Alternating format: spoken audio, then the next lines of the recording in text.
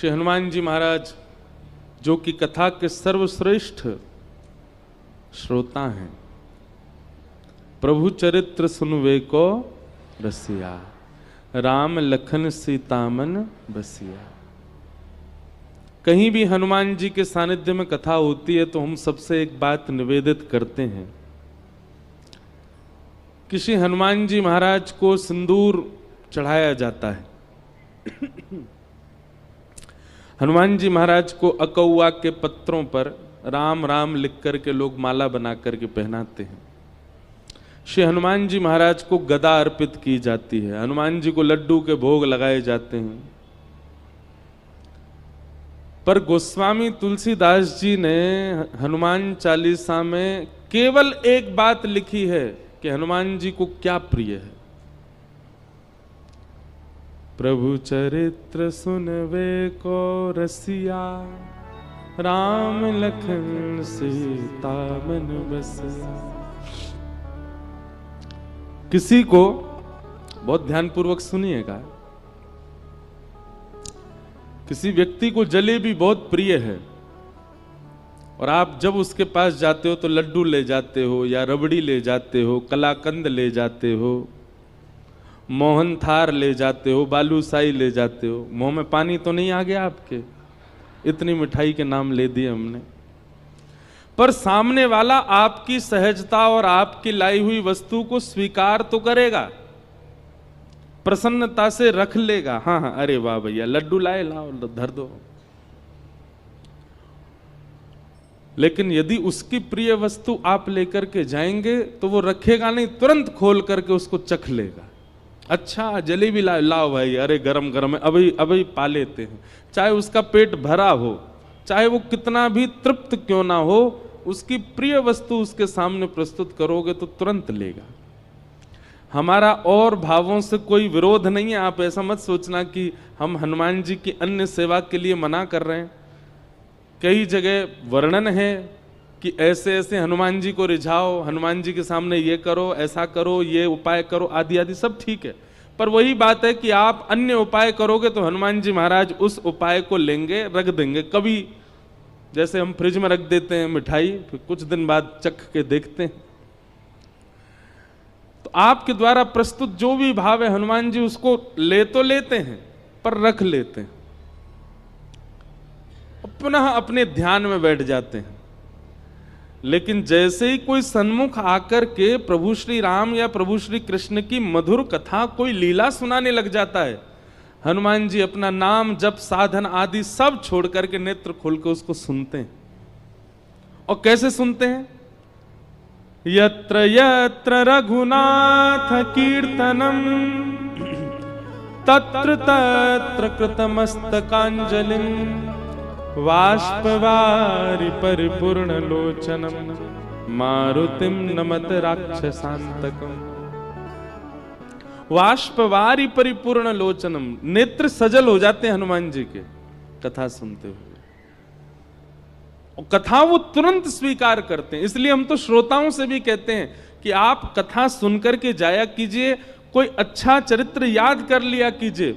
और मंगलवार शनिवार आपके ऊपर जो भी बुरा समय चल रहा है, कोई हारी बीमारी चल रही है, ब्रजवासी की कही एक बात मान लीजिए, कोई नियम मत कीजिए, हनुमान जी के पास हर मंगलवार जाकर के एक भक्त या भगवान का चरित्र सुना करके आओ।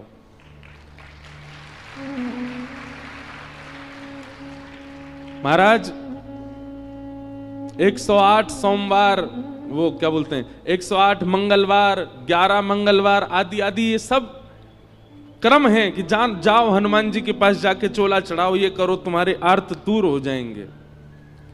हम कह रहे हैं 108 मंगलवार में जो फल मिलेगा ना, वो एक मंगलवार में कथा सुना दो हनुमान जी को, उसी से ही प्रसन्न हो जाएंगे।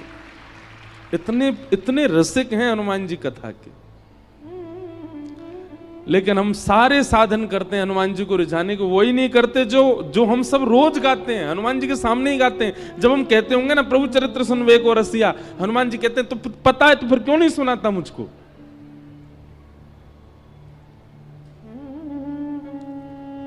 इसलिए भैया हमारी कही एक क्रिया हमने बहुतों को बताया है कि हनुमान जी को प्रसन्न करना है तो कथा सुना। हमारी तो कथा के मुख्य श्रोता ही हनुमान जी हैं। आपको दिख जाए तो बहुत बड़ी बात है। ये देखो, ये हमारी पहली कथा से सारी कथा सुन रहे हैं।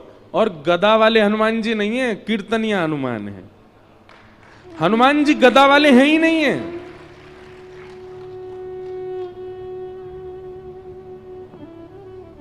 गदा पर अगर दृष्टि जा रही है तो इसका मतलब आप हनुमान जी का प्रभाव देख रहे हो। पर हनुमान जी का अगर स्वभाव खोजो, हनुमान जी के हृदय में झांक करके देखो, तो हनुमान जी गदा तो उठाते ही नहीं है, बहुत कम। वह उठाई थी राम रावण युद्ध में, उसके बाद हनुमान जी गदा साइड में रखी रहती है। हनुमान जी के हाथ में तो करताल रहती है, कीर्तन करते हैं। हनुमान जी के हाथ में तो वीणा रहती है, हनुमान जी वीणा बजाते हैं। चारू लता सखी के स्वरूप में निकुंज में जब राम जी जाते हैं तो रात भर वीणा सुना करके राम जी को सुलाने की सेवा है हनुमान जी की। वीणा बजाते हैं।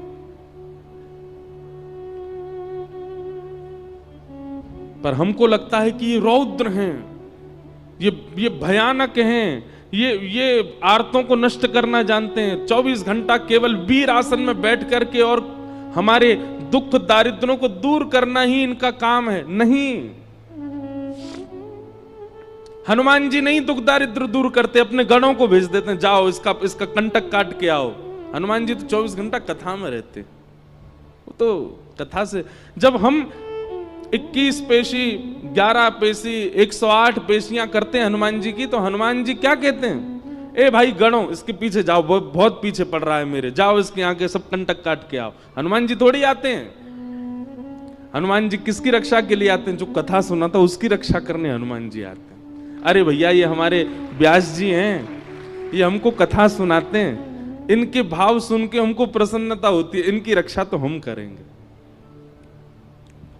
इसलिए हमारी प्रार्थना है, पंचमुखी हनुमान मंदिर के प्रांगण में कथा हो रही है, आप श्रोताओं को एक ही काम करना है। 7 दिन के इस कथा प्रसंग में कुछ भाव, कुछ लीला, कुछ प्रसंग जो आपको भा जाए उसको याद कीजिए, उसको स्मरण कर लीजिए। वैसे तो यहां बैठ करके तो हनुमान जी पूरी कथा सुन ही रहे हैं, पर आपके क्षेत्र में भी जो हनुमान जी का मंदिर हो वहां जाइएगा और एकांत में दूर बैठ करके श्री हनुमान जी से नेत्र मिल रहे हो, भीड़ बहुत ज्यादा हो तो चिंतन कर लो हनुमान जी का, वो कथा सुना। हजारों लाखों की भीड़ मंदिर में होगी, लेकिन हनुमान जी आपके सामने ही बैठे होंगे क्योंकि आप कथा सुना रहे हैं। तो आपसे हमारी प्रार्थना है, हनुमान जी को कथा जरूर सुनाया करो। गोस्वामी तुलसीदास जी को राम जी मिले ही हनुमान जी की वजह से, और हनुमान जी मिले कथा की वजह से। सबको कथा पता ही है। गोस्वामी तुलसीदास जी एक वृक्ष में रोज जल डालते थे अपने नित्य क्रम में, तो उस जल पर कोई ब्रह्म प्रेत रहता था। वो प्रेत 12 वर्ष के बाद जब मुक्त हुआ, गोस्वामी जी के चरण पकड़ लिए, बोले आपने मुझे मुक्त कर दिया, मैं जाते जाते कुछ वरदान देना चाहता हूं, मांग लीजिए। गोस्वामी जी बोले हमको राम जी से मिलवा दो। प्रेत बोला राम जी से मिलवाने की सामर्थ्य मेरी होती तो मैं प्रेत क्यों होता? गोस्वामी जी बोले कुछ तो करो, क्योंकि तुम मानव नहीं हो, प्रेत हो, तुम्हें कुछ तो पता होगा ठाकुर जी के बारे में। तो वो प्रेत कहता, बोले हाँ, जिनके मारे हम प्रेतों के प्राण निकलते हैं उनका पता हमको रहता है। कौन? हनुमान जी।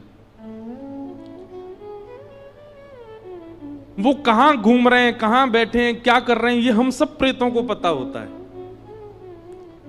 और वो आपको राम जी से मिलवा सकते हैं। तो फिर गोस्वामी जी बोले वो कहां हैं आजकल? बोले अरे वो रोज आपकी कथा सुनने आते हैं। 80 घाट पर जब आप कथा करते हैं तो जितने श्रोता आते हैं उनमें हनुमान जी भी आते हैं। रुग्ण सी अवस्था होगी, वृद्ध सा भेष है, उनके पास कोई बैठता भी नहीं है, उनको देख के ऐसा लगता है ना जाने कितने दिनों से नहाया नहीं व्यक्ति, वो बड़ा दीनहीन सा पीछे बैठ के कथा सुनता है आपकी। बोले हाँ, बोले वही हनुमान जी हैं, पकड़ लो चरण। और गोस्वामी जी ने कथा के बाद चरण पकड़ लिए। वो तो छुड़ाने लगे, अरे व्यास जी आप चरण क्यों पकड़ रहे हैं, मैं सामान्य सा जीव, मैं दीनहीन सा प्राणी, आप मेरे बोले कोई दीनहीन नहीं हो, मैं जानता हूं आप हनुमान जी हो। इतने में ही आहा,